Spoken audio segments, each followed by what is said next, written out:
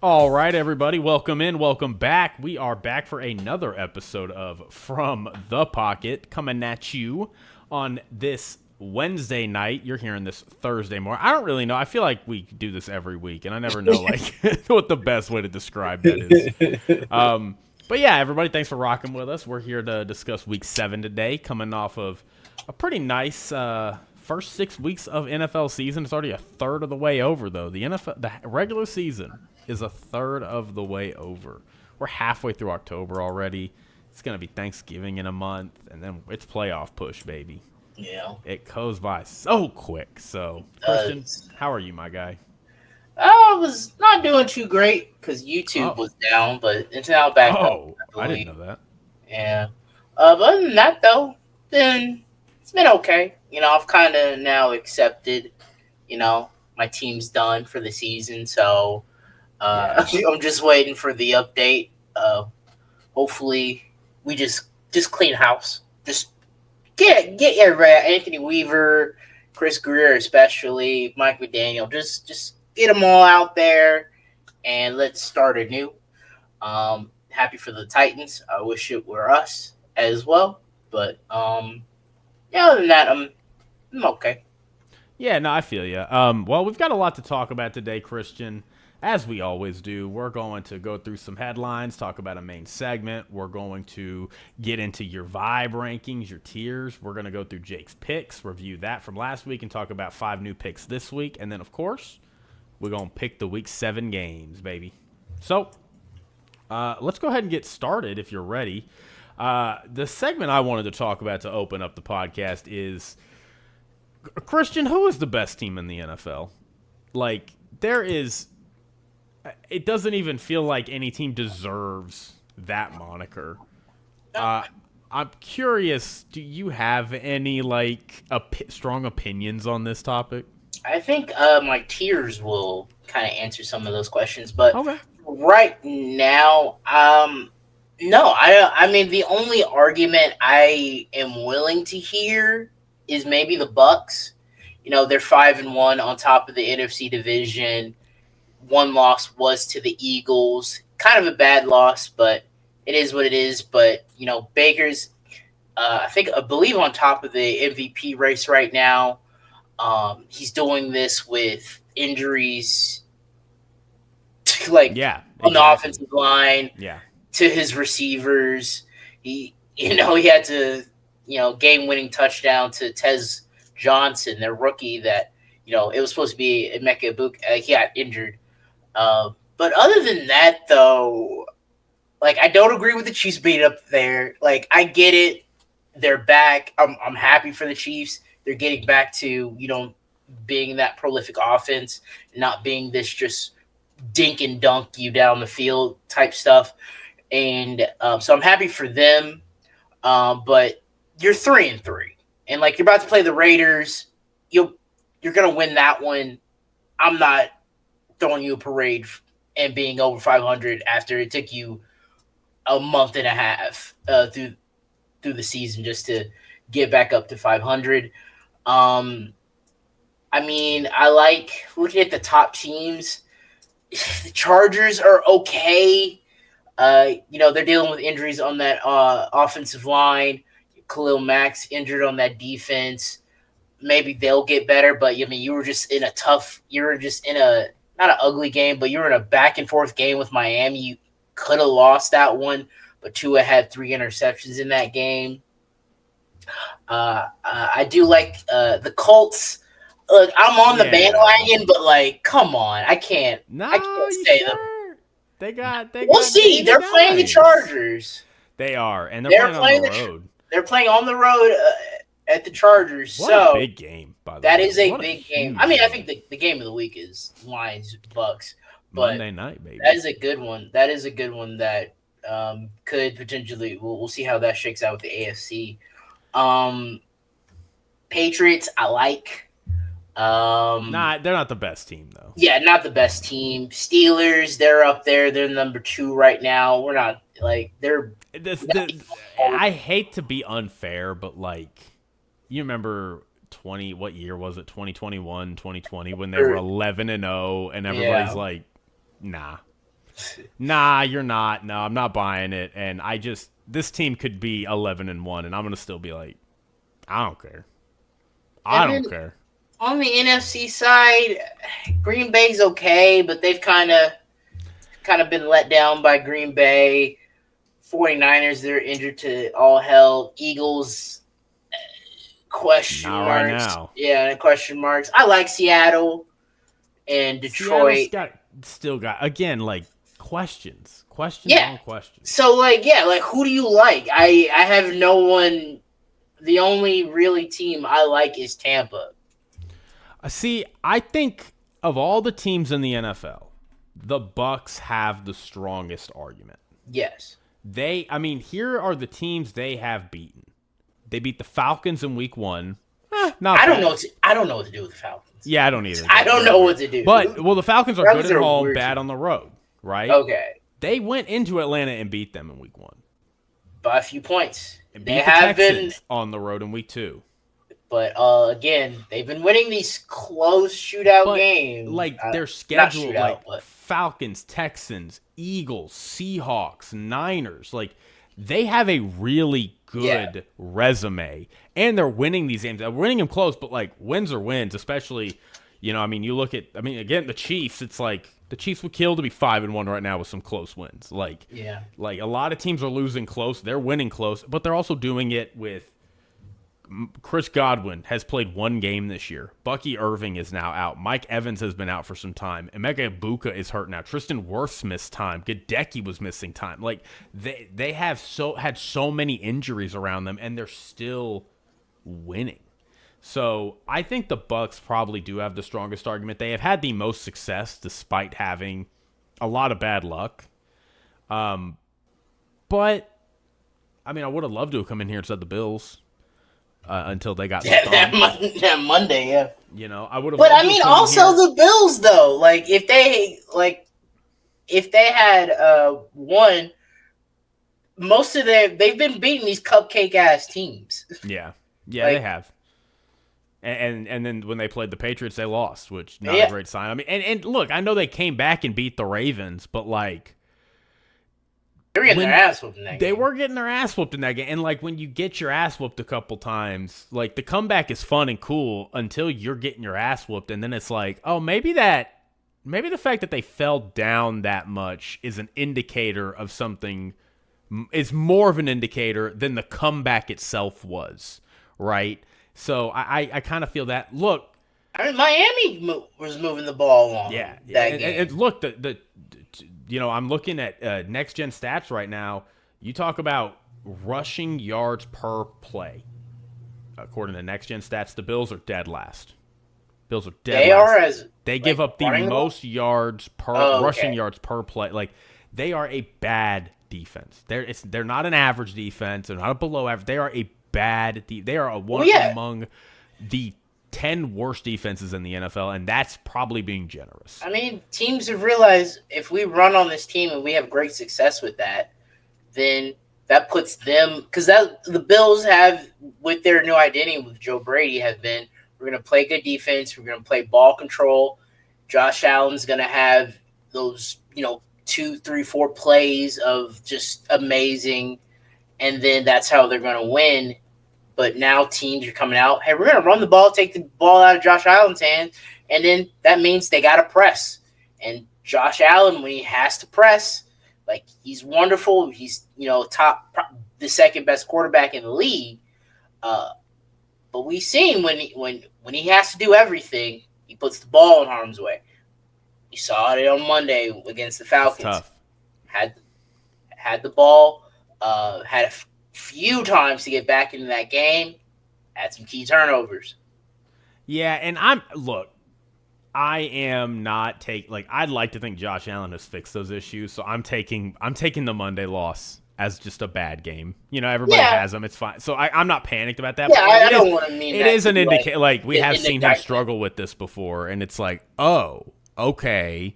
Are you going to now struggle if, is this really just what it is? Like, if you're asked to do everything, which he has been asked to do everything, which is why I'm not that worried. It's like, I've seen Josh Allen put on the cape and be like, we know Josh Allen is about to just give us the business, and you can't stop him. So, but I mean, and the Chiefs, I know Nick Wright wants to say the Chiefs have proved they're the best team. Look, maybe the Chiefs, when it's all said and done, will yet again be. But their defense, again, stopping the run is questionable. I just, they're 3-3. Like, Exactly. they can't, 3-3. they just, like, for every Lions win they have, every Ravens blowout they have, they got a loss to the Bucks. Or, not the Bucks. They got a loss to the Jags. Like, that was a bad loss to the Jags. Like, if they had beaten the Jags and then beat the Lions and they're on a 3-game win streak at 4-2 now, it's like, yeah, okay. I'm fine with saying this might be the best team in the NFL right now. You can't just because you beat the Lions don't mean like you've exercised all your concerns. Right. And then the Lions, hey, like I would be saying they're the best team if they did not get thumped against the Chiefs. The 2 losses the Lions had, they've gotten rocked. Like they haven't been losing. They haven't lost those games. They've gotten rocked in That's a good way to put it. Like it wasn't eking out by the skin of your teeth loss. It was, oh, you got beat. You got thumped. So, and I will say I think earlier I misspoke and said that the Bucks had beaten the Eagles. So I apologize for that. That was the one loss they did have. But they have beaten the Seahawks. They have beaten the 49ers. They have beaten the Falcons. They have beaten the Texans. Yeah. Anyway, just to clarify that. I'm not stupid. I do watch football. I mean, it sucks to say, but like, I will say it. I will say it, and it sounds stupid. I know, but it is what it is. If an alien dropped onto Earth and did not know anything about football and was all the knowledge he had of the sport was contained in this season, he would say the Colts were the best team in the league. He would. He would. Like, it sucks to say, like, because we saw Daniel Jones for years struggle, and we have seen these kinds of teams come and go and be good and then not be good, and nobody thinks, but like through 6 weeks, they got it. They got it. And like, to talk about like what is their resume? Their resume is their one loss obviously was to the Rams. But I mean, if you want to like hate their resume, Cardinals with a backup quarterback, the Raiders, the Titans, the Dolphins, like their only like non-cupcake win, I get it, was against the Broncos, and they eked it out. But like, I'm not gonna hate them. They beat the Raiders 40-6. Like, that's not eking out a win against a bad team. That's, oh, you're a bad team and we thumped you. That's what great teams do. So I don't know. It is interesting how like I can't remember if this ever happens where like we get to 6 weeks and it's just like, oh, there's no best team. Yeah. Every team is flawed. This does feel very weird. I mean, this hasn't been a weird season. Like this is the best thing is like you could put a top 10 together, and that top 10 for everybody's gonna have a totally different top 10. I mean, it's interesting to see, but some teams are coming together. I mean, the Bears 2-game win streak, or 3-game win streak. Oh wow. Yeah, the Jags and the Rams are both 4-2. That's a big game. You got the Vikings playing the Eagles, and the Packers. I mean, I guess the last thing I'll say about the Packers. I still don't really have faith in Jordan Love. I know everybody's mad about Matt LaFleur, and they're like, oh, he sucks at play calling. I think Matt LaFleur is trying to protect Jordan Love from messing up the offense. Personally, that's just me. All right, well, anything else on this topic, Christian? I don't feel like we came to a resolution at all. No, I mean, I don't think there's a best team in the NFL right now. I'll declare the Broncos best team in the NFL. Okay. Best team in the NFL, the Broncos. You can say that. You can have that. I said it. All right. Let's get to some headlines. This is from, I'm just pulling this, honestly, from NFL.com. Who is the best player in the NFL right now? Like MVP-wise, or who's the best player? And I'll tell you what NFL.com is asking. Like of this year, or who do Yeah, I? so far, who's the best player right now in the NFL? Ooh, I mean, I feel like you can. There's quite a few people that you could put up there. Is it Bijan Robinson? He's up there. Like I know was he fourth in rushing yards, but like He leads the league in total scrimmage yards. Scrimmage yards, 822 in 5 games. Insane. Nah, he and Hall of Famer Thurman Thomas, who ironically played with the Bills, who he beat on Monday, are the only players in NFL history to have at least 450 rushing yards and 300 receiving yards in their first 5 games of a season. Jesus, 300. And Thurman Thomas won the MVP that year. Jesus Christ, yeah, he is. That's crazy. On pace for 2,800 scrimmage yards, Damn. Which would set the NFL record, beating Chris Johnson's mark of 2,500. He's going to beat that by almost 300 yards at this pace.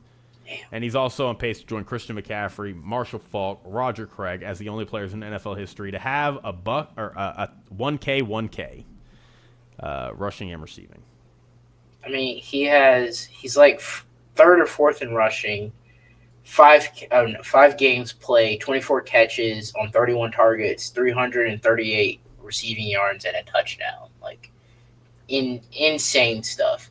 I'll put Bijan up there. I mean, I think what Jonathan Taylor's doing for the Colts, and I won't say revitalizing, but been like, hey, remember, I'm still that dude at the running back position. I think he's been playing well. Dak second in passing yards. I mean, he can't play defense, but offensively they're doing well. He's got George Pickens. George Pickens right now third in receiving yards, so you can throw him up there. I mean, Jackson Smith and Jigba for what they've been doing up there in Seattle, I think has been really nice. Nick Benito has eight sacks.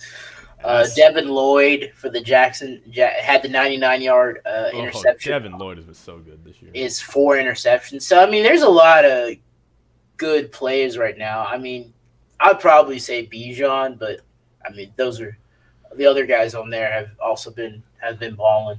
I am a little biased because I did pick Bijan as my offensive player of the year. He was my prediction for OPOY, so I feel good about it. But, like, yeah, I mean, you mentioned some of the names, right? Jackson Smith and Jigba is doing some amazing stuff. Puka Nacua. Jonathan Taylor is having a great year. And then defensively, like, Myles Garrett's still there. You know, and are we ready to take that moniker from, like, somebody like Justin Jefferson or Jamar Chase even? I think through 6 games this season, it's probably him and Puka, just because Puka is also having, like, I mean, you look at Puka's stats and what he's on track for. He's on track to the same way as Bijan is, to just blow out of the water every single receiving statistic there is. But be careful, Puka. They traded the guy. Well, he had a down year in Cooper Kupp, and now he had a down year, and then they traded him. So be careful. Man, that's tough. But yeah, anyway, I thought that was interesting. Some other headlines. Wanted to talk about this Mike Tomlin thing that he said about Andrew Berry, where he said, Andrew Berry must be smarter than all of us. He's like, 'cause I don't know why you're trading a quarterback that you thought enough of to make your day one starter to a division rival that is hurting in that area. It was very aggressive, a passive-aggressive comment. And, I mean, Christian, does he have a point? Is he just, shut up, Mike, like, whatever, dude? Like, what is your thoughts? Look, it's not like they traded, like, Dylan Gabriel or Shedeur Sanders, one of their rookies. It's like, come on, Mike. It's Joe Flacco. This man is 40 years old. He hasn't been playing well. Like, come on. Like let's be for real, dude. Let's be for real. You're like, what? You're mad? You gotta now prepare for Joe Flacco instead of Jake Browning's throwing pick ass. So like, I just I have no comments over this. Like, I get what he's talking about. I understand what that mean. Like, I understand what he means by that. But like at the same time, it's Joe Flacco, bro. Like, calm the fuck down. Like, it's okay. Like, this means nothing. You're favored to win this game by how many points? 5.5. Five According and a to half. DraftKings. Like, according to on ESPN, I keep forgetting to bring up DraftKings that ESPN.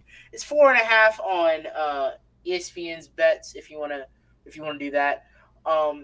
Yeah, you should win this game. Like, Bengals defense isn't great. You just came off a bye. Your defense is playing well. Aaron Rodgers getting the ball out quickly. DK's doing well. I think Gainwell starting to get his footing on the rushing side. So, the Browns are playing the Dolphins. They could lose that game, whatever.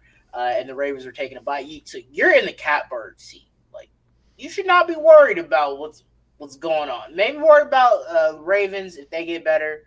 But Bengals, their season's done. Like, this season's over. Yeah, it's I understand the mentality of, like, why would you ever help a division rival? Like, especially, the Bengals and the Browns, for those of y'all who are uninitiated on the history, Paul Brown was a founding person for the Browns. Naturally, it's named after him. He was the Browns coach. Paul Brown is a legendary coach. He left the Browns and went and started another expansion team, the Bengals. And he basically made the Bengals all the same colors as the Browns. He tried to just recreate the Browns, like, with the Bengals. And there was obviously some beef between those two teams as a result.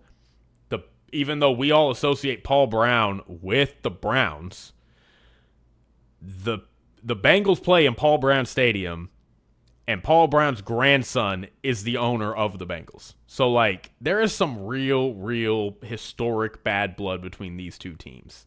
So, like, I kind of understand from that perspective of, like, why would you do that?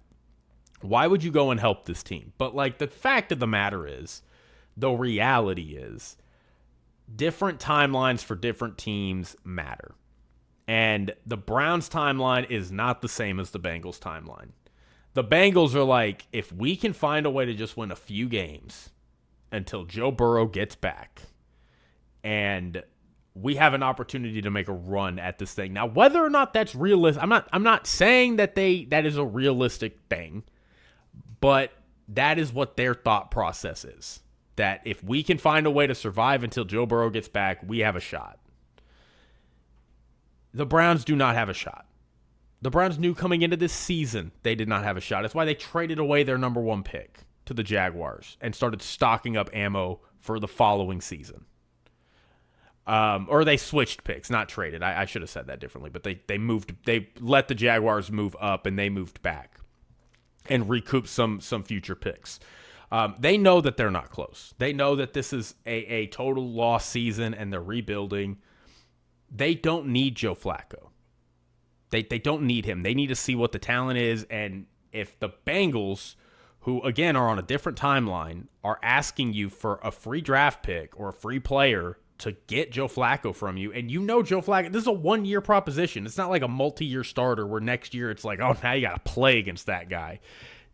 It does not. Joe Flacco playing for the Bengals, playing for the Jets, playing for the 49ers, like whoever, does not affect the Browns in any capacity.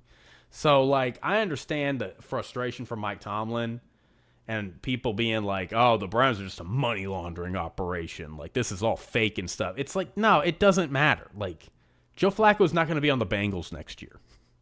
Like, this is meaningless. This is does not hurt them at all.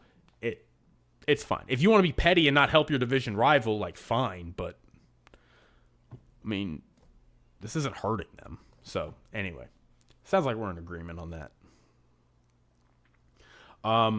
Here's another headline for you, Christian. Jerry Jones said the Cowboys have, quote, ammo to make some trades to improve the defense. Mm-hmm. Are we just talking shit? You know the deadline is next week, right? I mean, maybe they go trade. What? Who are you going for, Jerry? Huh? Look, Let me know. Like, who you going for? Because you got here's some Kenny Clark. ideas. He was supposed to help out that defense, rushing defense. And what did Rico Dowdle do to y'all on this past Sunday? What happened there, Jerry? They're not saying run? Like, what's going on? They're saying crazy. Jeffrey Simmons is an option. Yeah. Okay. Sure. But again, like, this is so, like, what are you giving up to get him? It's not a first. I mean, I hope not. Maybe it's just maybe a fourth, third. I'd do it for like a fourth or a fifth. I mean, that would be worth it. Like, you get that kind of semi level of production. Like, it's Jeffrey Simmons is not he's never been Micah Parsons. He has an All-Pro, but I mean, Jeffrey Simmons is not. He's a good player. He's a good player, but he's older now. Yeah. But I mean, Jeffrey Simmons would be a solid addition, but it's just weird. Like, I just don't. It's like, just why don't you just own the decision? Like, you sold off Micah Parsons for picks, knowing that this was not going to be a good year for your defense. We all said it. Like, so I don't know why either you knew it and you just pretended you didn't know it, or you're just delusional. Because we're sitting here, we're couch potatoes. Like, we're not even in the building. We don't know anybody on the team, and we knew this defense was not going to be good. Everybody knew this defense was not going to be good. And you're out here like, yeah, no, we got it. And now you're like, all right, yeah, we got to actually make our defense good, though. It's like, what are you doing, dude? Just either own the decision and just accept this is a lost year and this defense isn't going to be anything near what it needs to be, or don't trade Micah Parsons. Like, I don't know. It's a little bit of a Cowboys rant, but that's what I got. They are going to get DeMarvion Overshown back. And Siobhan Revel could return as well, which when Siobhan Revel returns, that'll help our secondary a little bit. So we got some guys coming back. Sure. Sure. Yeah. What else you got, Christian? Like I brought up earlier, Titans pulled the plug on Brian Callahan. How could we forget? The big news. Good for them. He took over last year, January 2024. They went 3-14 his first season, and now currently 1-5. We're not headed in the direction that they want it to.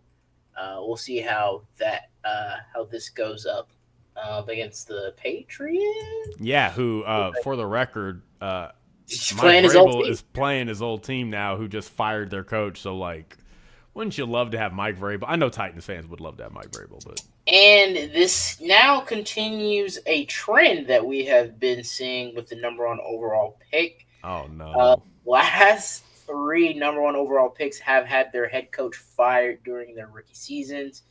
2023 was Bryce Young and Frank Wright. I forgot Frank Wright was the head coach for the Panthers for back then. Caleb Williams, Matt Eberflus last year, and now Cam Moore and Brian Callahan. I think there was another one.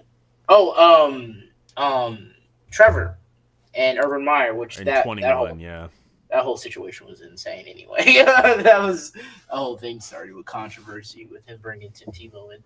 So yeah. 3 in the last 4 years, or 4 in the last 5 years. I apologize. Yeah. I can't do math. Yeah. Jeez. We do talk about how, it's not great for a rookie quarterback to, go through these head coaching changes, losing coordinators and stuff like that. I do think this is a move that should have been made. I don't think there wasn't an argument for Brian Callahan to still be there.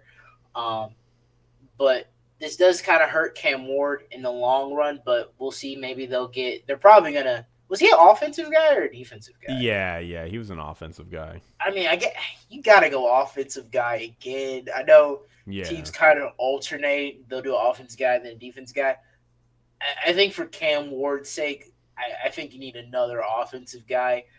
I don't know who that is going to be. I don't know if Joe Brady wants. They can pull him from Tampa. Maybe Baker gets another offensive coordinator. I forgot what his name is, but I mean he might be. They might try to steal him from Tampa there. Yeah, I mean, there's a couple of options here. Like, I mean, we'll see. Yeah, I think you do want to Matt Nagy, I think it could be, but I don't know. I mean, to be fair, Matt Nagy's something that I don't think people talked about enough was the Chiefs losing Eric Bieniemy. Like 2022 was Eric Bieniemy's last year, and that was the year they went insane offensively. And but I think they still had Tyreek, right, at that point? No, 2022 was the first year without Tyreek. Oh, yeah, maybe. Okay. And then 23, they had all these injuries and all this stuff, it was all these receivers dropping balls, but I think a lot of that is that not maybe a lot Matt Nagy, being the offensive coordinator? I don't know. I'm probably just being mean to Matt Nagy, but. They're doing well now. We'll see what they do against the Raiders. They got Rashee Rice. Oh, my God. Kansas City has one of the largest lines I have seen. It's the largest this week, I think. 12.5. We'll see how they do with that. Yeah, so, I mean, there's some options. A few names, yeah. I think one thing that's awkward is Bill Callahan is still on that team. His dad. Oh, his dad is the offensive line coach, so that's kind of funny. Yeah, no, it's talking about the previous ones, right? The okay, Frank Reich was in his first year. When you fire a guy in your first year, that's just you saying we totally messed up on this hire. This guy should not have been our coach. Matt Eberflus, and same thing with Urban Meyer and Trevor Lawrence, just fired same year, totally messed up. That was complete the mess. most insane. Yeah, that's most legendary stuff of legends. What was happening with the 2021 Jaguars? Insane. We're gonna still be finding out stories about that season 10 years from now. It's gonna be Urban Meyer was they keep telling me about this Kansas City Chiefs team. Should I be worried about them? Just stuff like that is just gonna keep coming out. Not flying back with the team. It's gonna be he was trying to cut Trevor Lawrence's hair while Trevor Lawrence was sleeping. Well, didn't he? They flew to Cleveland to play a game, and he stayed behind. And then he got in trouble because he was trying to hook up with someone in a bar or something. Yeah. Was that also the year that he kicked the kicker? Something with the kick. Okay, yeah, something with the kicker. He kicked their kicker, he's a menace. Insane He's a total menace. Anyway, yeah, but fired first year.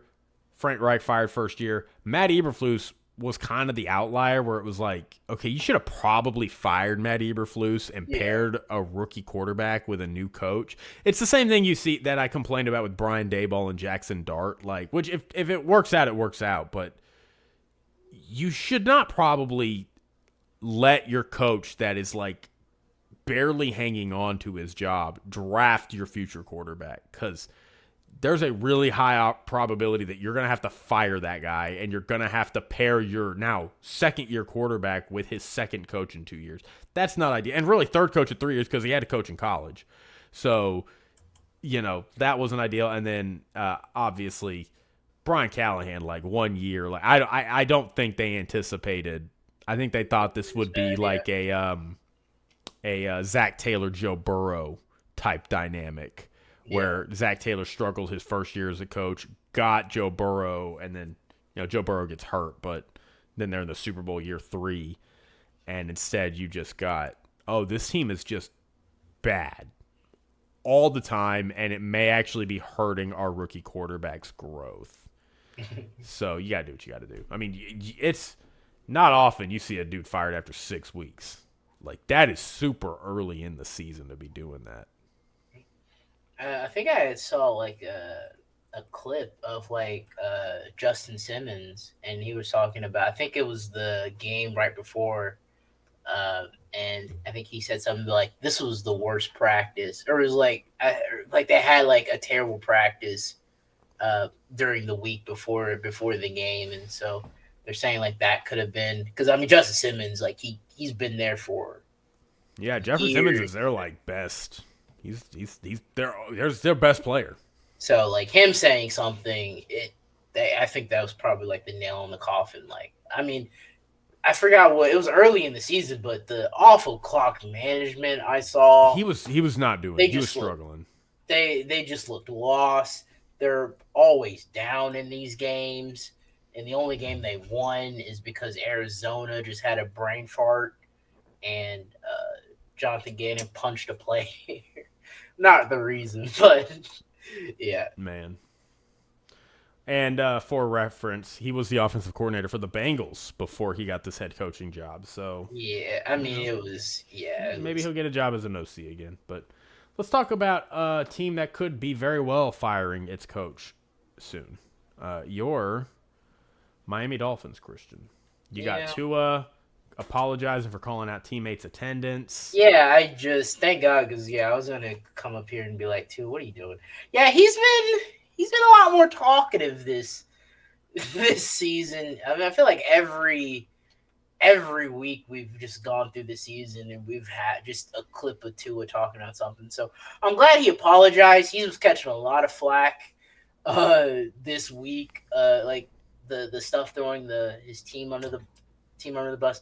Now I don't know how true this was, but I think I saw something on Twitter. Again, it's on Twitter. I don't know if I trust it, but Tua like apparently like maybe was late to. I don't know if it was like a year ago or a few years ago, or whatever. Tua was late to like a player only meeting once or something. I don't know. But this all just tells me like Mike McDaniel is just running a loose ass ship out there. Everybody just doing what they please. We were talking about that before the season, how the culture changed and all that. And, Mike McDaniel was throwing out more fines because, people were showing up late and stuff. And yeah, as we were talking before we started recording, this is just dysfunctional organization. And I'm hoping now if we lose to the Browns, Steven Ross, you gotta do something. Like we're losing to the Browns. Like I know we're on the road. Like we're awful. The Browns awful, but we gotta think we're a little bit better. Like we're paying a guy top dollar to get these wins, and he threw the 3 picks against the Chargers when we had a chance to win that game. Threw the back-breaking interceptions against the Bills. He's had several interceptions in these games, and we're playing him like he's that guy that can get us over the hump, and he's not doing that. So Mike McDaniel has to go. We got to fire the guy that constructed this roster and Chris Greer. Please do not let Chris Greer get away with this and having another season. Getting away with this. He can't, bro. He cannot. I don't want to see Chris Greer going through another NFL draft with him being our GM. Like that just can't happen. No, I feel you. I mean, it's again, and I mean, it really does feel like they are trying to get this dude fired. Like it doesn't look like they're trying on defense.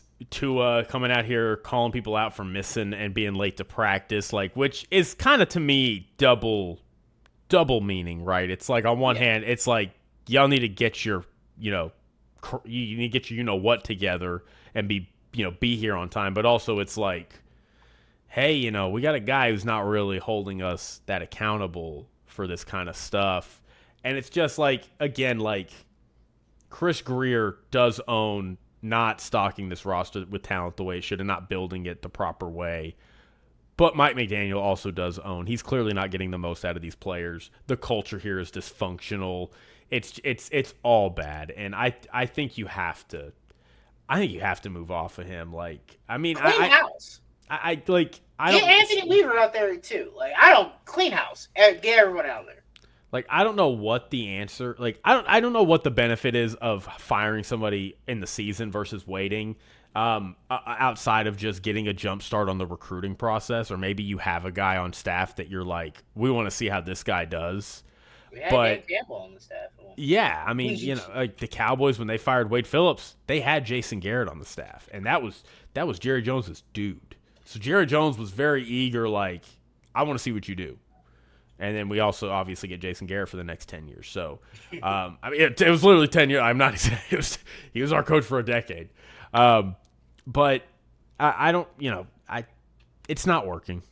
It's not working. Like, you got to move off this guy. It's over. Sorry, Mike McDaniel. Hate to call for you. I don't really, you're rich. Like, you'll be fine. Like, I feel bad for your staff who, they're going to get fired just because you're getting fired. But I don't feel bad for you. You're fine.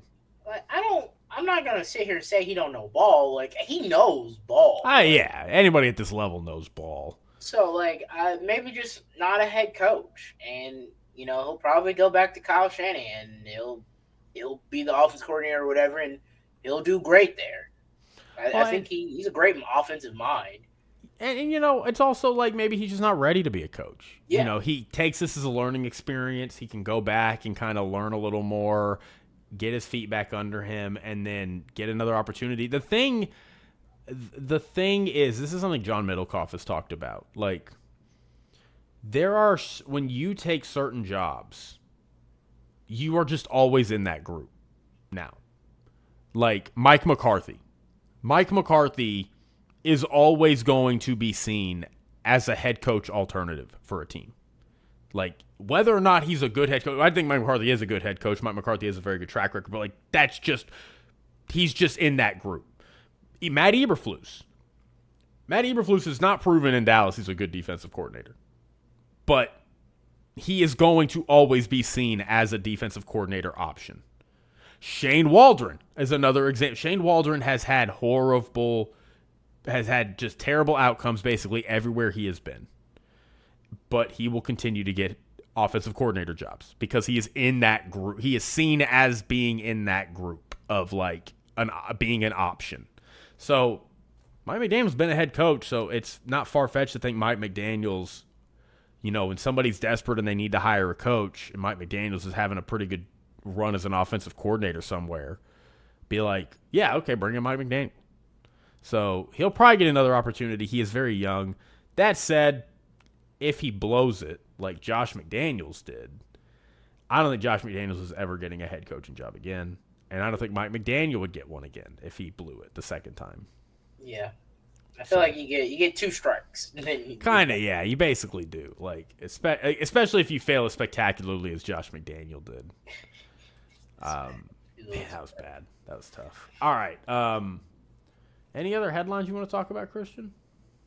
No, funny one that I saw come across. Jonathan Gannon was asked about a situation about like how does he deal with sorry, I'm looking for the thing. Oh yeah, here it is. So he was asked on how he learned to take emotion out of coaching, and his response was, in 2007 when our quarterback went to jail.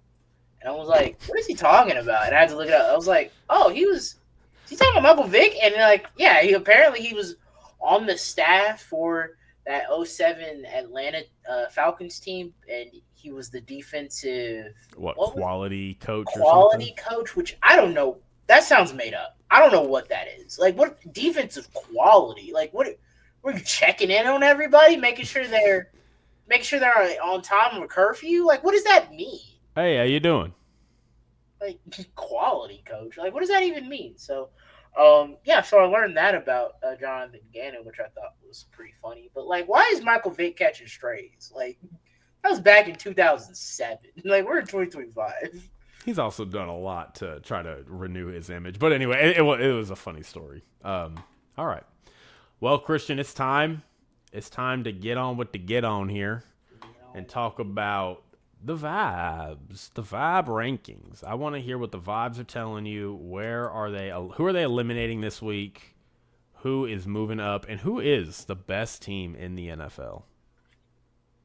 Well, we will see. Starting off at the bottom tiers, eliminated. No. These teams are eliminated. We don't need to talk No. about them no more. They're done for the season. They're done. Jets, obviously 0-6, worst team in the NFL. Aaron Glenn, not looking great. Hopefully, he can turn it around here. They are playing the Panthers. Yeah, Panthers. Playing the Panthers. Who knows? Panthers seem to only get wins at home. But also the Jets haven't won a game at home, so I don't know who's gonna happen there.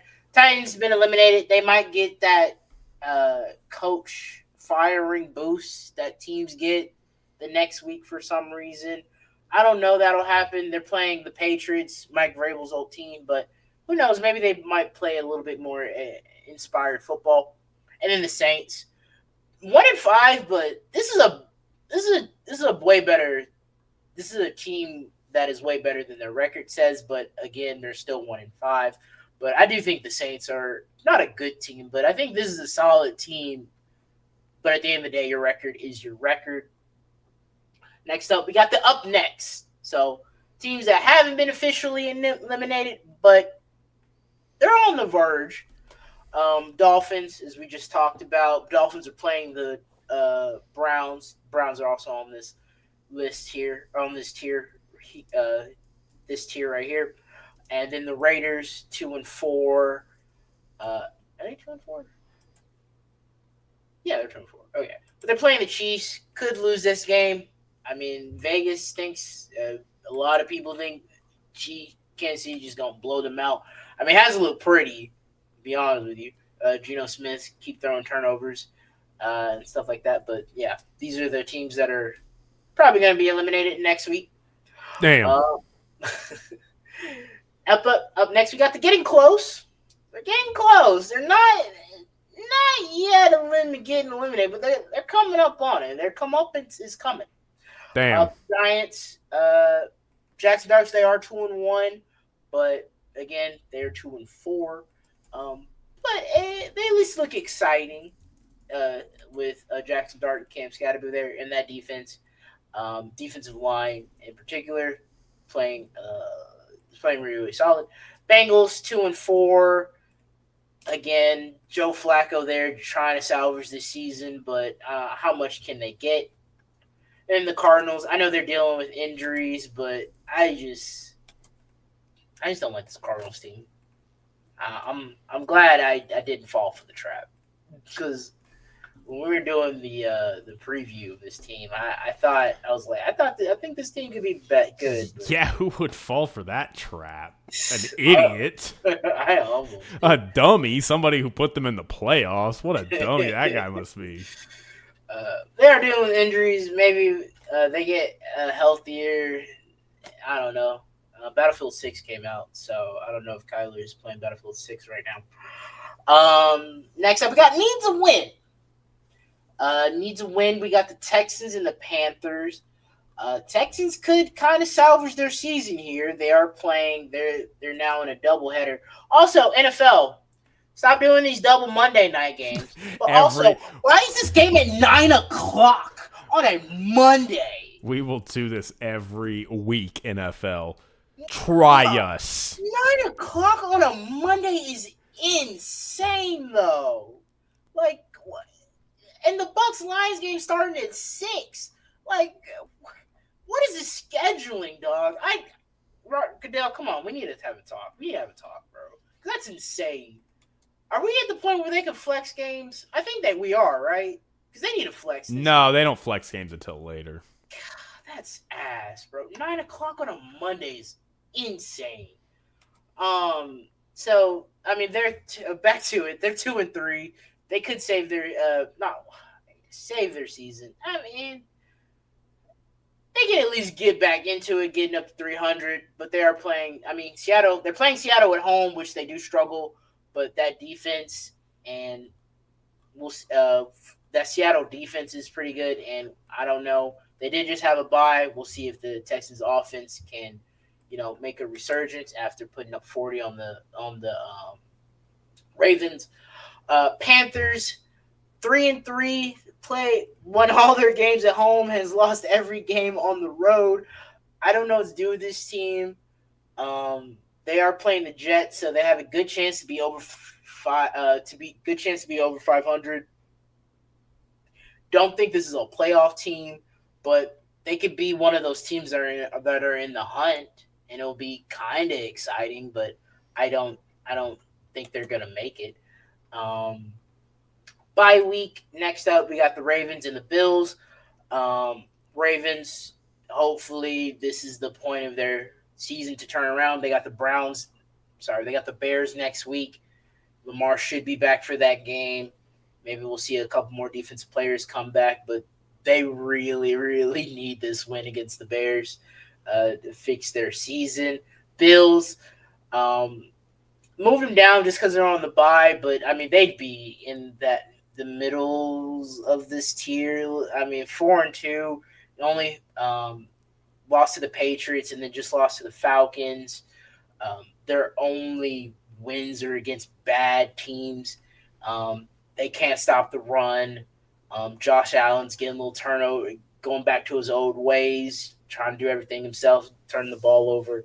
So I'm a little down on the Bills, but I mean, I still think, with the Patriots doing well, like they have a chance to not win the division. But I mean, if I had to bet, I would still put my money on the Bills. But it's the AFC East at least got a little tighter for them. Next up, we got Jake's teams. The Cowboys. Jake's teams. You got the Cowboys, the Broncos, the Bears. How dare you? You live in Chicago. How you gonna put the Cowboys in the same tier as those two teams? How dare you? I don't like the Broncos. They're 4-2. Whatever. I wish we were in a Discord call so I could just leave. I don't really like the Broncos, man. They're 4-2. I don't really trust this team. Bears are playing. Bears are playing okay. And then the Cowboys, they got good offense. I mean, the Bears stomped the Cowboys. The Broncos in 2 weeks are going to stomp the Cowboys. So, how dare you? How dare you? I do claim the Bears. I claim the Bears. Yeah. Next up, we got I'm not sure. I'm not sure about these teams, but they all have a decent record. The Vikings, JJ might be back, but I don't know who's going to be starting that game. Carson Wentz, JJ McCarthy. Playing the Eagles. We'll see how that goes. 49ers injured to shit. Don't know what to do about them. Falcons, they're good one game. And they get blown out the next. Then they beat the Bills. I don't know. Jaden and the Commanders. Jaden's great. I know it didn't look good on Monday night with the 2 turnovers and the costly fumble on the snap there at the end of the game.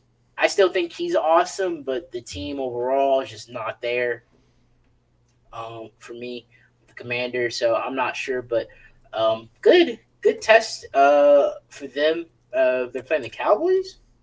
Yeah, playing the Cowboys. So, at home. That's a good one. That's not a bad game to go to. Maybe. We'll see.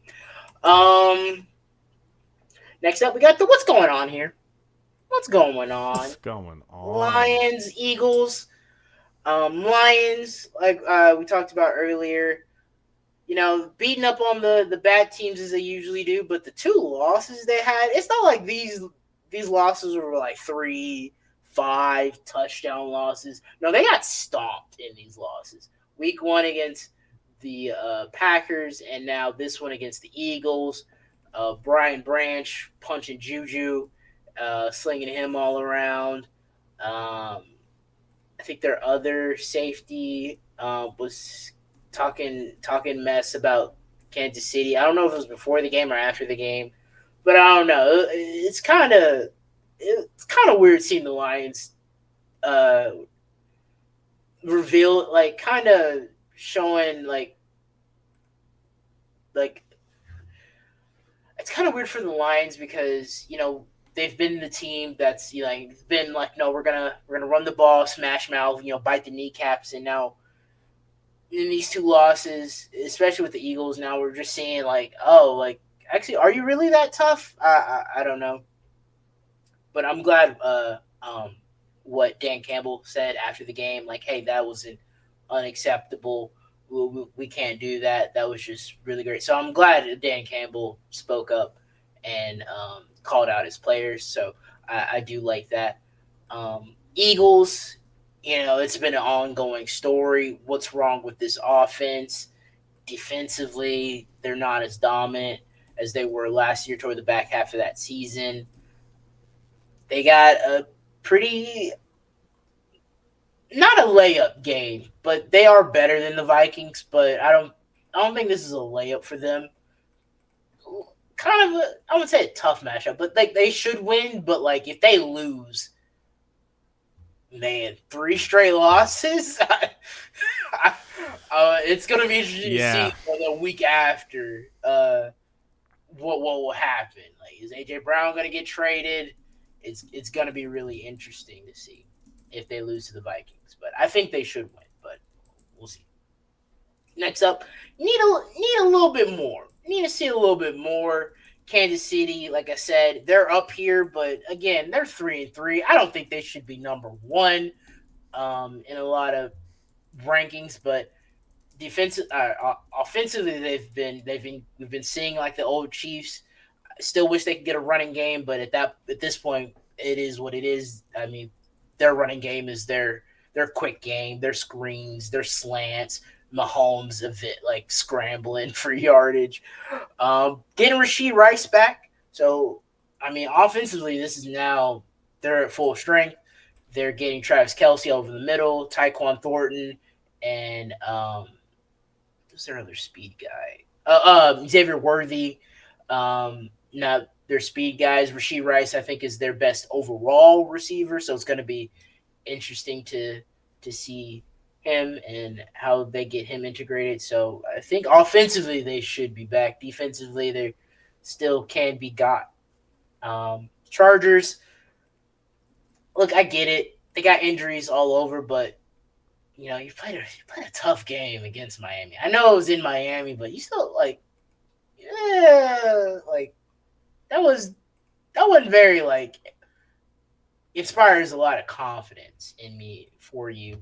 Green Bay, same thing. Like, you beat the Bengals. Like, good job. Whatever.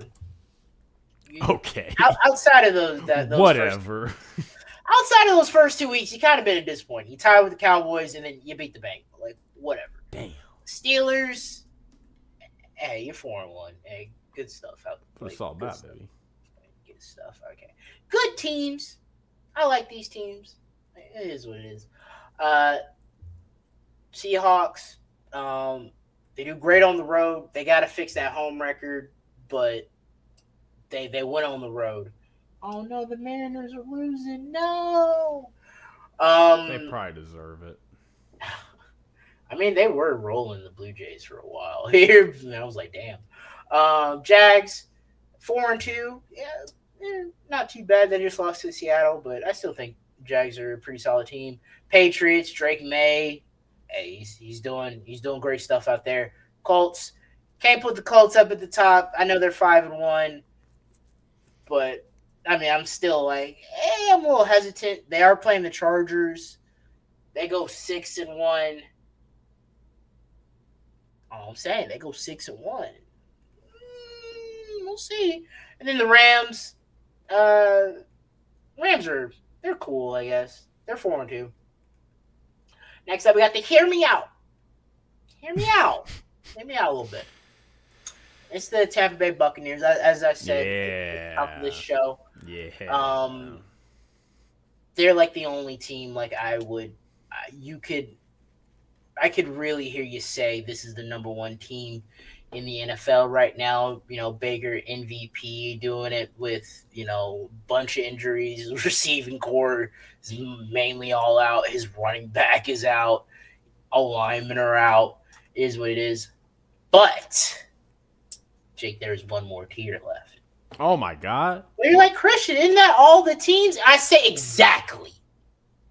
Because no one gets to be on top of the tiers this week because I don't know who's the best team.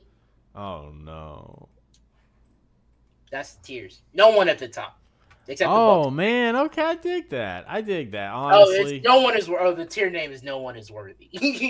no So one is. no Yeah. one is up there at the top. No, I The Bucks are honestly, technically the top team, but they're not at the top. You know what I mean? honestly, yeah. That's you nailed it. You nailed it at the top. I do. It's. There's nobody that's earned it. I know Which is you. crazy. Through 6 weeks, we're sitting here like I don't know who the best team is. It's very strange. But as always, Christian, I really don't have too many beefs outside of course, the tier with my name on it. Those are your Honestly. teams. But come on, and the Cowboys. What are you gonna do in 2 weeks when the Cowboys lose to the Broncos 45-17? You think the Broncos are gonna put up 45 points? You think the Cowboys are gonna stop 45 points from being put on them? I can see like 30. I don't see All right, 45. all right. I'll spot you 30. How about 35-17? Can I interest you in that? Yeah, offense can't. Well, where is it gonna be held? Where's this game at? It's in Denver. Dak's gonna get sacked 6 times. He's probably gonna throw an interception. Nick Menino gonna be on that ass. And look, they might score defensively. Like honestly, like we're gonna be pressing. We're gonna be trying to do way more than we should because we have to. And our offense is probably gonna mess up against that defense. Probably gonna get moved down, but Dallas is. I like. Look, Shotty. He's doing. I like what Shotty Harmon's doing. I like some of the Dallas songs. All right, well, and then I don't like Denver that much. Yeah, I don't like Denver that much. You gonna hate them even more when they in the AFC Championship. Okay, that's all I'm saying. sure. That's all I'm saying. All right, well, without further ado, Christian, let's get into Jake's picks. All right, Christian, for the 3rd week in a row, we have a winning week. We started the season. First 3 weeks, 5-10. We were 5-10 through 3 weeks. Everything falling out of the sky. We were a game away in week 3 from suspending the segment. And what have we done since? Flipped the script, 10-5. Damn, you like the Chiefs. Yep, like the Chiefs. for sure. 3-2, 4-1, 3-2. Let's go through them. All right, Cowboys -3. Everybody was telling me to take the Panthers +3, and I just thought I knew better. I thought this was gonna look like I just thought this was gonna look like old Cowboys vibe, where it's like we go in and roll these teams. Yeah. Come on, don't be silly. I told everybody 2 years ago when we were going to go play the Panthers, and the Panthers were like +6.5 or something. And it was like all the pros like you got to take the Panthers +6.5, and I was like, all right, got to take the Panthers +6.5, and then the Cowboys stomped them. And it was like, why did I think that was going to happen? So Cowboys -3 did not hit. That sucked. The other one that didn't hit, I would bet it again. I thought fundamentally it was a sound bet. It just didn't hit. Saints +3.5. Multiple opportunities at the end to cover that game. And they just didn't. They just didn't. They couldn't score at the end. They end up losing by what was it? 11 points or something. I don't even remember what the score was exactly. It was unfortunate. Like they were in it, they just couldn't put it away and cover. So unfortunate, but we lose that. And the 3 hits we got: Steelers -5.5 all day, every day, never a doubt, never a doubt. The Browns, I will reiterate, 3rd straight road game. In the middle of that, they were in London. The Steelers were coming off a bye week and they were at home. And the Browns were trotting out a rookie quarterback. Like, that is, you taking that L, and you're going to take that L bad. So it would have been historic for the Browns to really just cover, let alone win this game outright. So Steelers -5.5, never a doubt, never in jeopardy. Even when they were trying to score a garbage time touchdown at the end of that game, they still wouldn't have covered the spread. So, and they didn't even score the touchdown. So anyway, Raiders -3.5. Very nervous about this one, but never a doubt hits immediately, even with what the Raiders were trying to do at the end. 20-10, cover, no issue. And then, look, I was in the afternoon slate. I was 1-2 after the early afternoon games. And I was like, oh, man, I need these 2 games to hit in the afternoon. I don't know. Raiders -3 hit, so I go into the late night game 2-2. Chiefs -2.5. I keep telling you. I keep telling y'all. Come on. Like, everybody wants to listen and be like, Jake, stop with your 80% nonsense. Except it hits 80% of the time. It does. It's like clockwork. Guys, just do it. Come on. We're going to do it every time. We're going to walk this walk every time, and it's going to hit almost every time. Like, just come on. Come on. Never a doubt. In the words of Nick Wright this time, never a doubt. So that's 3-2. Let's get into week 7, though. I feel pretty good about these picks this week right here. Some of them controversial, though. All right, we're going to start off. We're going to start off with that game in London. Oh, first London game. Okay. Are you... Jaguars +3. Oh. Jaguars +3. Okay. Coming off a tough loss. Okay. I don't know what the Rams did, if they stayed on the East Coast or if they just went straight to the UK. I would like to hear the reporting on that, actually. But you know what? Actually, I want to look that up while we're here, because that's probably going to Rams travel plans, NFL. Yeah. Oh, no, that's not what I wanted. Okay, here we go. Here we are. Let's read it. Said the travel plans for back-to-back would normally be very difficult. We'll go out to Baltimore, and then we'll stay out there for our preparation, and then we'll fly out Friday. Okay, so they're staying in. So basically, but like again, it stands. They're gonna be in their second week away from home. It's a long time, and the second one is across the pond. The Jaguars literally play on the East Coast. They played a home game, and now they're flying to the UK, which is basically their home away from home. It is the place their franchise will probably inevitably move to at some point. So, I mean, how much better are the Rams than the Jags? Jags are coming off a tough loss. I think they're going to bounce back. Rams still have not looked great. I don't know if the Jags are going to win this, but I like the Jags here in this spot. Like, I think they are formidable, and they can keep up with this Rams team. So I'll go Rams. I'll go Jags +3. All right, this next one. Damn. This one hurts. This one hurts my heart. Because I know when I say this, Christian, I'm going to lose a friend. I'm going Browns -2.5. Just let it sit. Just let it sit a little bit. I mean, let them marinate. We should win this game, but I don't hate Browns defense at home. We really can't stop anybody on defense as well. So, yeah, that's and I mean, Browns. I feel at like home, this is gonna be close, though. Well, yeah, I think it'll be close. But Browns at home, that defense is awful to play against in Cleveland. Yeah, this just and that offense is bad for the Browns too. This to me feels like a 13-10 nasty slugfest that the Browns pull out. This feels like the Saints playing the Giants a couple weeks ago. Not quite, because obviously the Dolphins were coming off of, or the Giants were coming off of much better vibes. But everybody's gonna look at this line and go, why are the Browns favored in this? And it's like people just overlook how awful it is to play this team in Cleveland. So I'm taking the Browns -2.5 here. So you're basically going to win. I don't blame you. Yeah, I'm sorry, man. I think I'm going to go with Miami for this game just to be a homer, but I do not. I won't be surprised if we lose this game. And I was thinking, if you want to pick the Dolphins as your bet of the week, we can go against each other. You can pick against my side. I think it'd be kind of funny, but only do that if you want to. But anyway, okay, next. Those are the two that I love. These next ones I'm in with.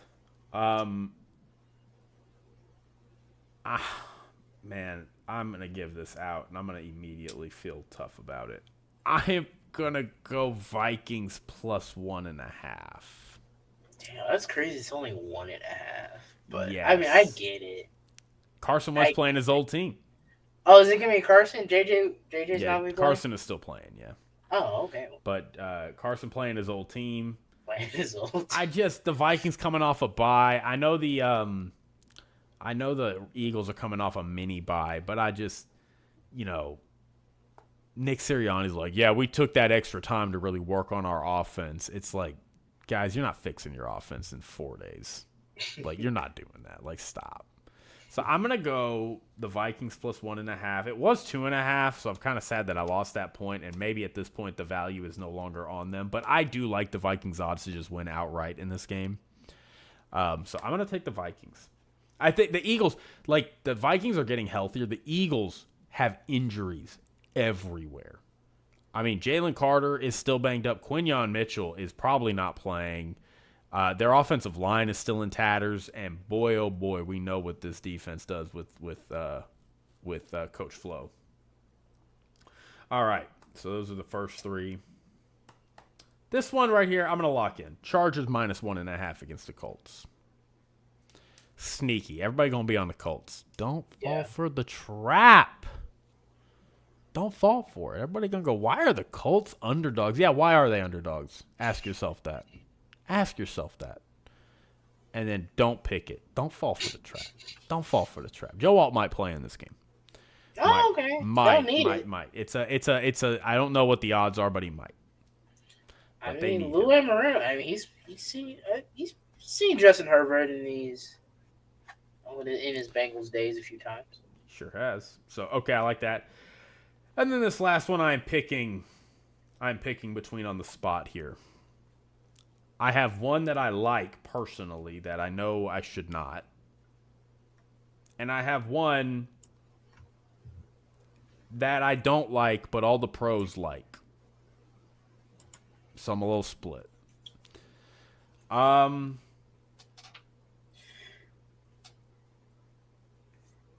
Excuse me.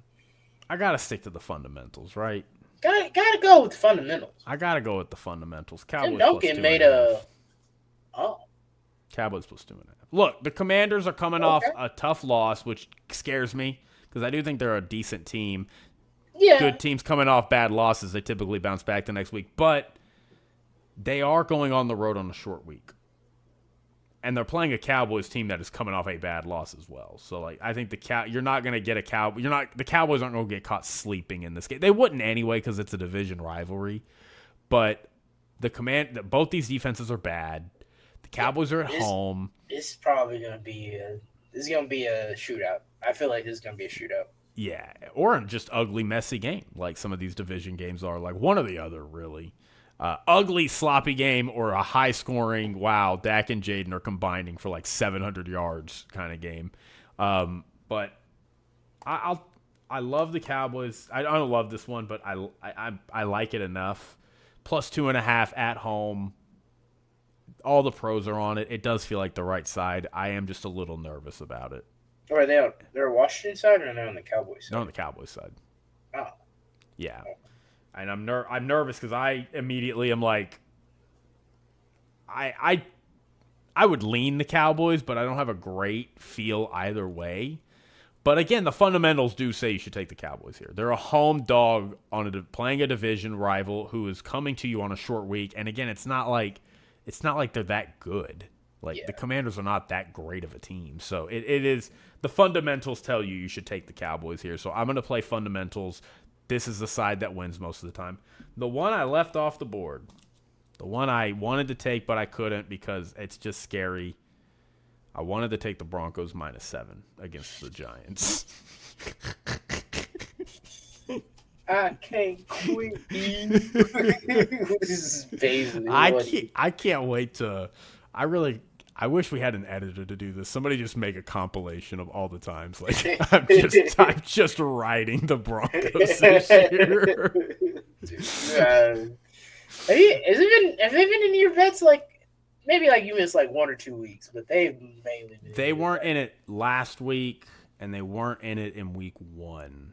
Okay. Week 2, I bet them against the. I can pull it up really quick. Broncos schedule. I'll tell you what the lines and what the teams were. So week 1, I didn't bet them.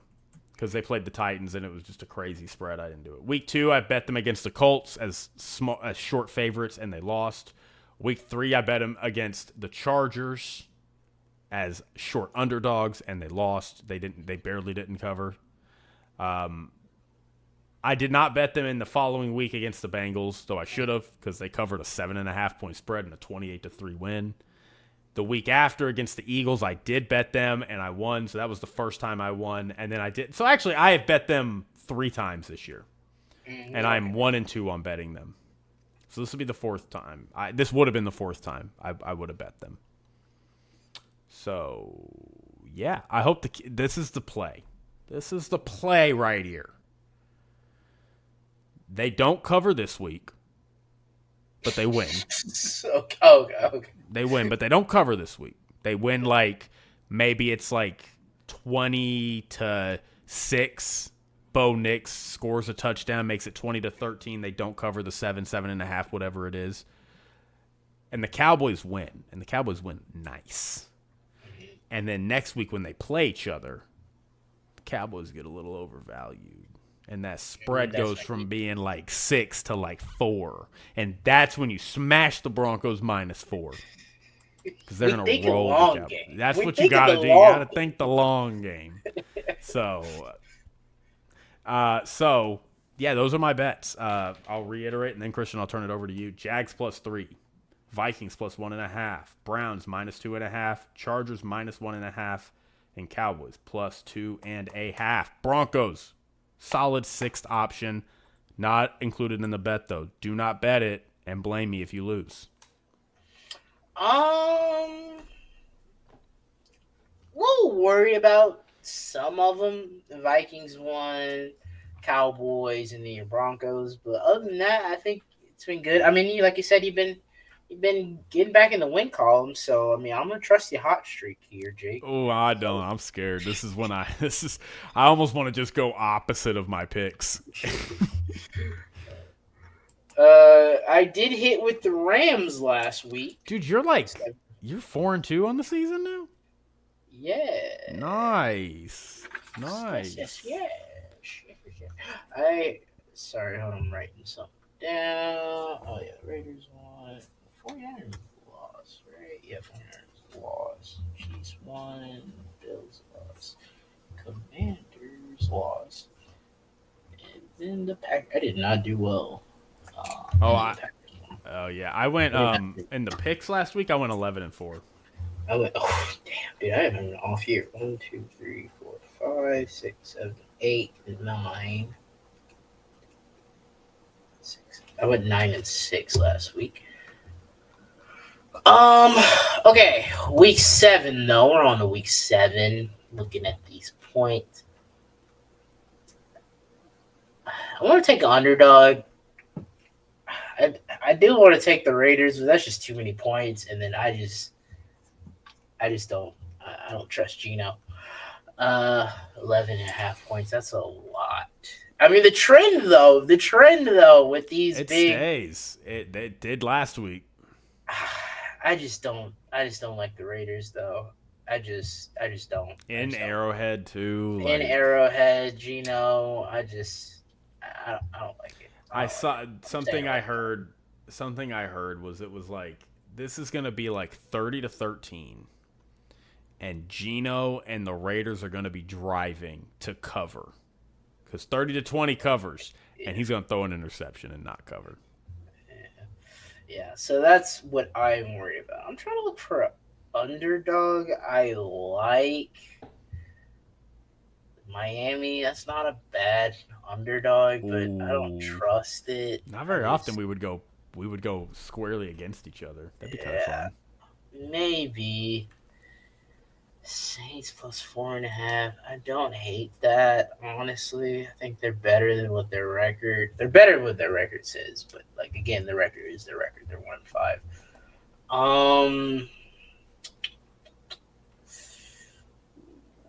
Colts +1.5. Ooh. Christian, I said don't fall for it. Yeah. Falcons.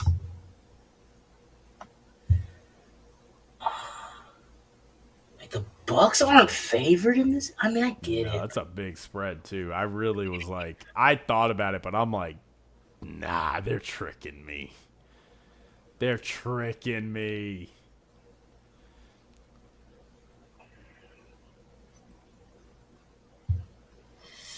They're tricking me.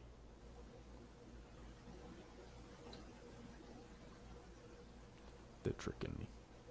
Give me the Bucks plus 5.5. Oh no, they're tricking him. I think they're gonna win this game. I think they're gonna win this game. Brian Branch suspended for one game, a big game. Why is this game at 6 o'clock? Why can't this just be the whole Monday night game in the film? Yeah, Bucks plus 5.5. Give me it. Give me it. All right, we love it. All right, Christian, and with that, let's get into our final segment. We can breeze through this one. We are picking the game. So, The Unk Bowl. Christian, what was your record last week? I think 9-6, but I can confirm 1, 2, 3, 4, 5, 6, 7, 8, 9. 1, 2, 3, 4, 5, 6. 9-6. You are one game ahead of me now. Damn. One game ahead of me. I'm coming for you. I'm coming. Yeah, I am not doing well this season. Wow, that's very rude of you to say. I mean, usually I crush you on. I crush you. You just use it. You're like, oh, I'm equivalent to Jake. Man, I'm having a bad year. Dude, I am. Like, I usually crush you on pigs, and I am just, dude, I ain't got it this year. Like, this is a down year. It's early. It's early. It's a third of the way. You could turn it around. Early. All right, let's go ahead and get started here. We got the Thursday night game. They're calling it the Icy Hot Bowl or the Unk Bowl. Whichever you prefer. They're both awesome. Yeah. Christian, who is winning the Icy Hot Bowl? The Steelers.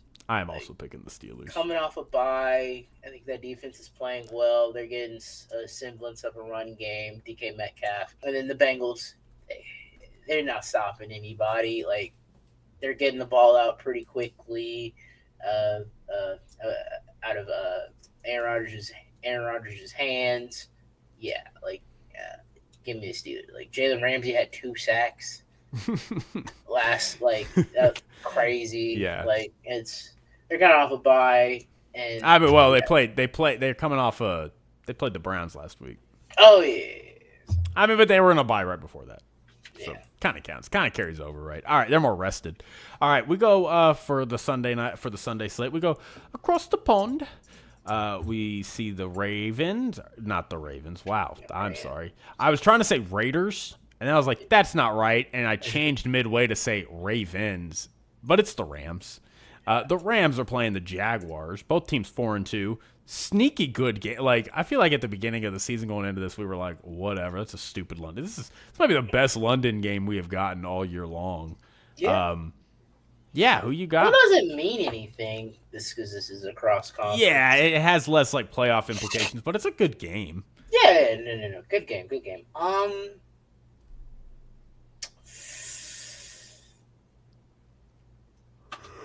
Jags.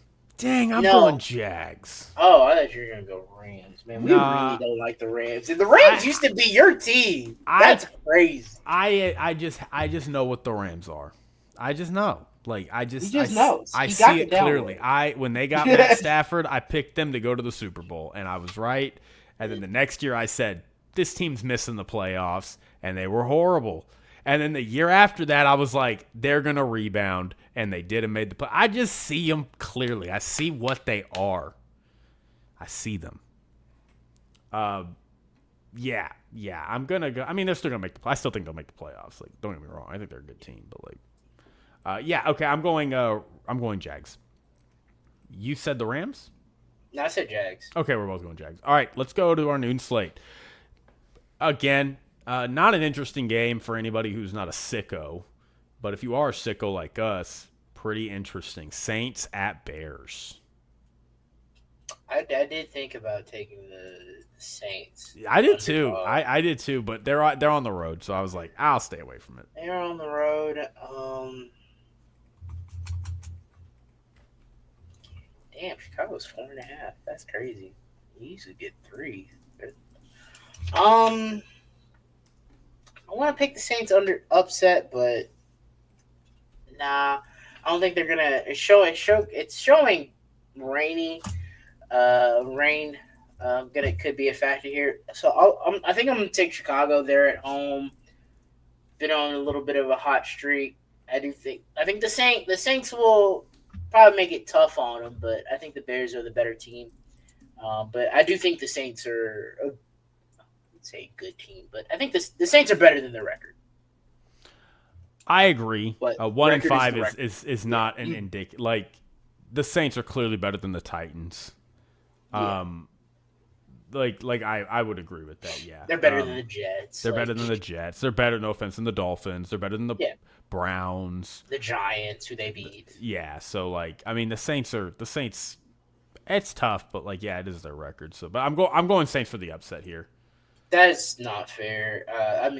That is fair. Sorry. Yeah. All right, let's go to your game, Dolphins versus the Browns.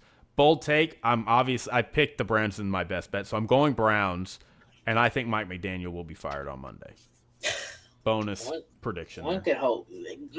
Throw Mike McDaniel and Chris Greer and all them. They might wait till the season to cut their GM. Maybe they'll do it all at once. But you need to do. I think just get a jump on it. I agree. I don't see why, because he still gets to control the scouting that. Why let him be there? But it is what it is.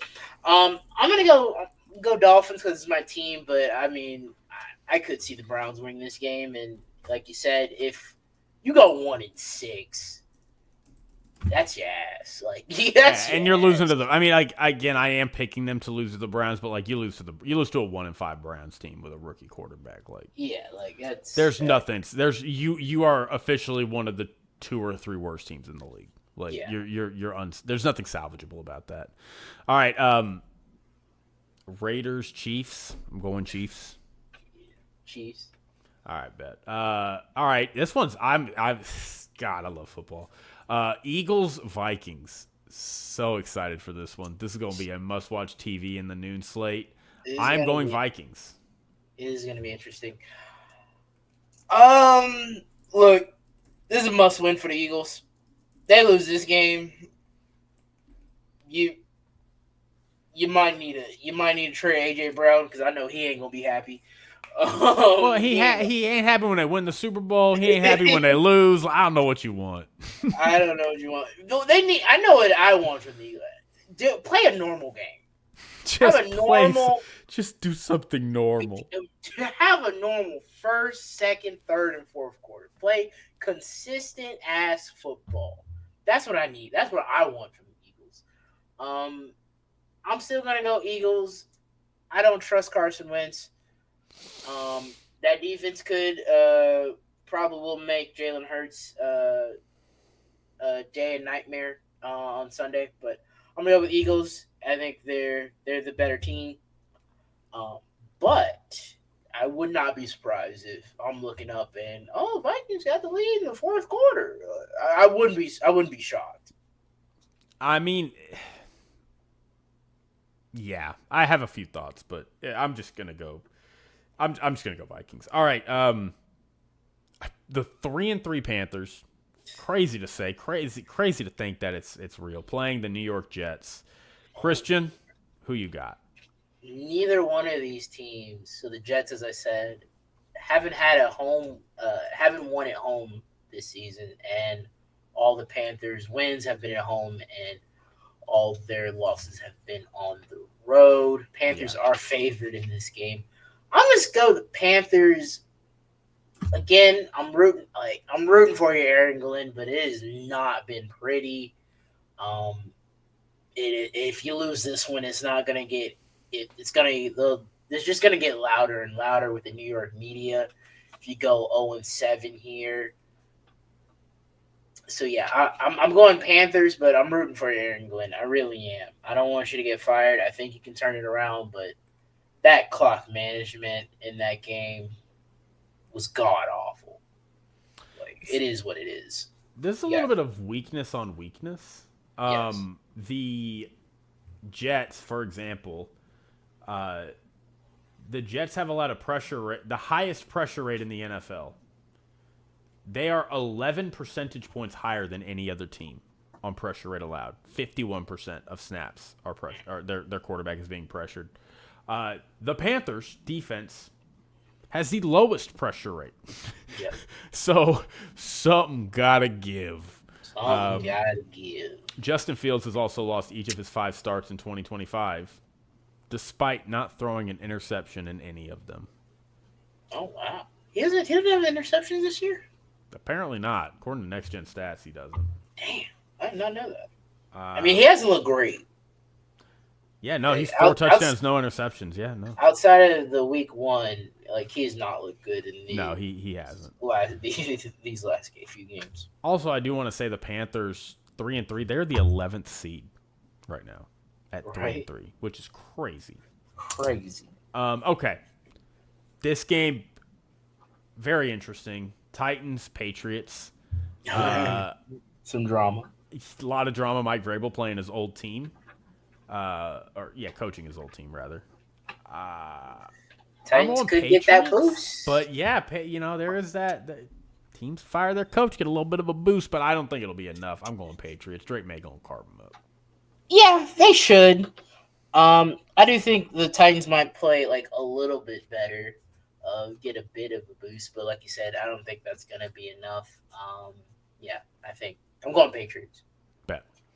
All right, let's go to Mile High. Giants, Broncos. Come on now. Come on now. I don't like the team, but I do have to pick them. They're going up against a rookie quarterback. First time in Mile High. Like that is something you got to get used to. And Jackson Dart does, for some reason, don't want to slide. Could be another Nick Benito feasting. It's going to be interesting, but yeah, I'm going to go Bronco. I want to say this really quick. Like, if Nick Benito keeps this up and wins Defensive Player of the Year. Did he win? No, Surtain won it.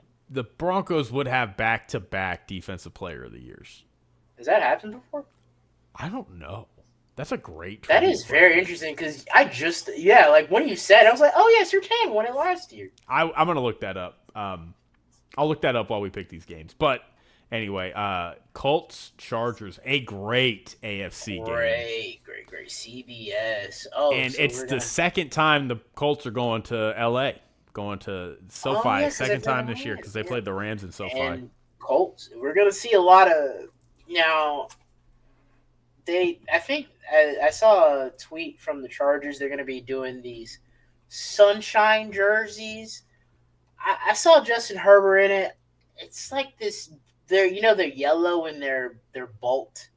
It's kind of that. Mm-hmm. I want to see it in play on Sunday, but that's just too much yellow. I don't know. I didn't really like them. But we'll see on Sunday how they look with, everybody on the field. But again, we might see a lot of white or blue. I imagine now the Colts probably will wear white, or they could wear their dark blue ones. But you can probably see a lot of Colts fans in that stadium, as they do. I'm not gonna be crazy.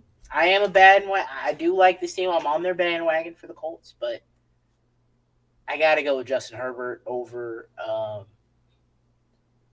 Daniel Jones. Now, who's to say we could see Jonathan Taylor have a monster game? He is the leading rusher. He's been playing very, very well.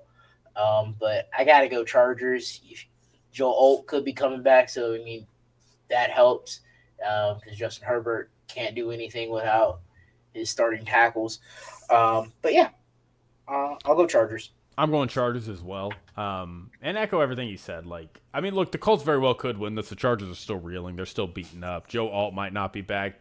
Quentin Johnston should be coming back. But, the Chargers are reeling. And you kind of are wondering if maybe they found some of their mojo back getting that win against the Dolphins. But, look, that ending play was dope. They were skin of their teeth away from having dropped 3 straight. And 2 of those to not very good teams. So it is a matter of whether or not they can bounce back against a team that is really firing on all cylinders. I mean, I know the Cardinals with a backup gave them a run, but they still scored almost 30 points on offense. So, I mean, it's tough. And I have the answer to our question previously about Defensive Player of the Years. It has happened. It has happened. We've obviously had some teams win the same player back-to-back years. Lawrence Taylor won back-to-back years. Aaron Donald won back-to-back years. J.J. Watt won 3 out of 4 years, including 2 years in a row. But teams that have won consecutively with different players, the Ravens did it in 2003 and 2004 with Ray Lewis and Ed Reed. Oh, yeah. And Aaron Donald. I don't know if I said Aaron Donald also won it back-to-back years. The Bills did it in the 90s with Bryce Pop and Bruce Smith. So that's kind of cool. And this is nuts, what I'm about to tell you. In the 70s, which I guess it makes sense, the Steelers. Yeah. The Steelers won Defensive Player of the Year 3 out of 4 years. Damn. Joe Steel Green. Curtain. That was the Steel Curtain, right? Yeah. Joe Green won it, and then they didn't win it. And then in 74, Joe Green won it again. Mm-hmm. In 75, Mel Blount won it. Mm-hmm. And then in 76, Jack Lambert won it. So 3 years in a row, a different Steelers player won Defensive Player of the Year. They're just like, we can't keep giving it to the same guy. That's crazy. So it's technically happened 3 times. The Steelers, the Bills, and the Ravens have done it. But the last time was 2003 and 04. Yeah, last time was 03, 04. So we're almost a little over a decade, a bit over 2 decades. Yeah, so that'd be cool if it happens. But anyway, let's keep going through these games. Packers, Cardinals. Packers. I'm going Packers. If Kyler Murray was playing, I probably would have picked the Cardinals. Playing in the desert's tough. Playing in the desert's tough. Playing a dome. What are you talking about? Playing in Arizona is tough. I don't know why. There's some freaky magic going on in the desert out there. It's starting to get cooler. They just go to that dome and they lose. It is weird. I don't know why. Like the Packers specifically? A lot of teams. I hate when we go play in Arizona. We always lose in Arizona. I don't know why. I don't know. I do not know why. But we do. We do. All right. Dallas, Washington, America's Game of the Week. I'm going Dallas for the upset. Oh, Washington's favorite. Yeah. That is wild. I get it. I guess I'm going with the favorite. I mean, shootout. I like Dak. Don't get me wrong. But I don't know. I just like Jaden Moore. Again, I don't like the Commanders. Obviously, been down on them all year. But if we got a shootout, who gets the ball last? I will trust it a bit more if Jaden Daniels has the ball at the end of this game. Needs to get it type game. So I know last week it was a little tough for him, but I think he'll bounce back. All right, bet. Let's go to the Sunday night. What is the Sunday night? I do not like this game. This is a terrible Sunday night game. Falcons at 49ers. I will not feel bad at all recording while this game is on. I'll go Falcons.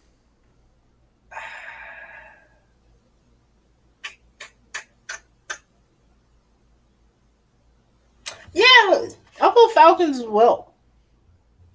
I'm not in love with this 49ers team. They're injured to shit. Yeah, I'm not either.